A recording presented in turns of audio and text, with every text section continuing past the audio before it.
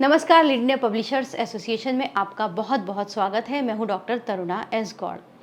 एक पत्रकार हैं तो आंदोलन को कवर करना उनकी जिम्मेदारियों का और उनकी ज़िंदगी का हिस्सा होता है, लेकिन आंदोलन को कवर करने में बहुत सावधानी बरतनी पड़ती है।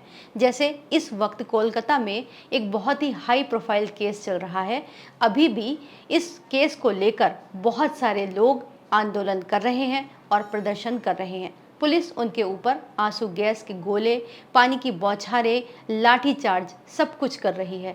तो ऐसे में एक जर्नलिस्ट किस तरह से इस पूरे व्यू को कवर कर सकता है, ये आपको मैं कुछ विजुअल्स के माध्यम से समझाने की कोशिश करूंगी। लेकिन उसके पहले मैं आपको ये भी बताना ज़रूरी समझती हूँ कि जब आप किसी भी हाई प्रोफाइल या नॉर्मल भी आंदोलन को कवर करने जाते हैं तो आपको सबसे पहले पुलिस के निर्देशों का पालन करना अनिवार्य होता है। दूसरा पॉइंट जो है वो ये होता है कि आप आंदोलन में पुलिस की प्रोटेक्शन के अंदर चलते हैं। जहाँ तक पुलिस आपको इजाज़त देती है आप वहीं तक आगे जा सकते हैं, बाकी आप पुलिस के एक घेरे के पीछे चलते हैं।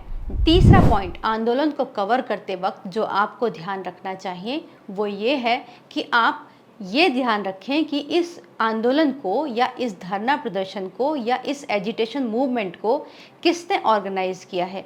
आप उनके संपर्क में रहें। उनके भी मीडिया पीआरओज होते हैं, वो समय समय पर ब्रीफिंग करते हैं। जैसे कि आपने देखा होगा जिस वक्त जंतर मंतर पर महिला पहलवान धरने पर बैठी थीं तो वो लगातार प्रेस ब्रीफिंग करती थीं और वो खुद से ही प्रेस को संबोधित करती थीं और बताती थीं कि क्या होने वाला है, अगला स्टेप उनका क्या होगा मूवमेंट का। तो आप भी इसी तरह के जो अधिकारी उन्होंने नियुक्त किए हों या आंदोलन को ऑर्गेनाइज करने वाले व्यक्ति हों उनके संपर्क में रहें। अब मैं आपको वो विजुअल्स दिखाती हूँ जो कोलकाता से लीड इंडिया फ्रेंचाइजी सुभाष पाल यादव ने भेजे हैं। লাঠিচার্জ শুরু করে দিয়েছে পুলিশ এবং ভিড় কিন্তু ছত্রাকার যা দেখা যাচ্ছে বাইপাসের রাস্তায়। এই মুহূর্তে সল্টলেক স্টেডিয়ামের নিচে আমরা দাঁড়িয়ে আছি। লাঠিচার্জ শুরু করেছে ইতিমধ্যে কিন্তু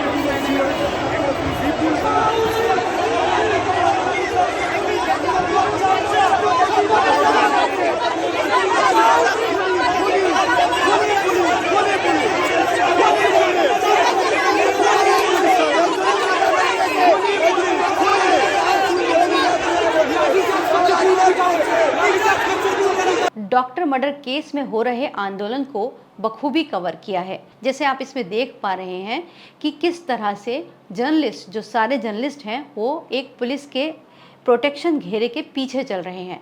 लेकिन घेरे के पीछे चलने का अर्थ ये नहीं है कि वो उन विजुअल्स से चूक जाएं जो कि वहाँ पर बहुत इम्पैक्टफुल हो सकते हैं। उनको पुलिस को भी कवर करना है और आंदोलन में घटित होने वाली इम्पॉर्टेंट घटनाओं पर भी नज़र रखनी है।